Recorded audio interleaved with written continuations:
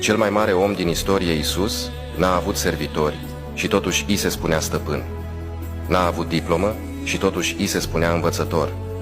N-a avut medicamente și totuși i se spunea vindecător. N-a avut armată și totuși se temeau de el.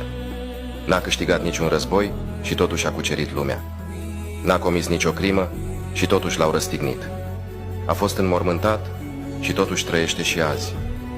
Mă simt onorat să slujesc un conducător care ne iubește. Dacă ai credința în Dumnezeu și în Iisus Hristos, Fiul Său, trimite acest mesaj celor dragi din lista ta. Dacă nu, ignoră-i. Dar adu-ți aminte că Iisus a spus: cine se va rușina de mine în fața oamenilor, mă voi rușina și eu de el.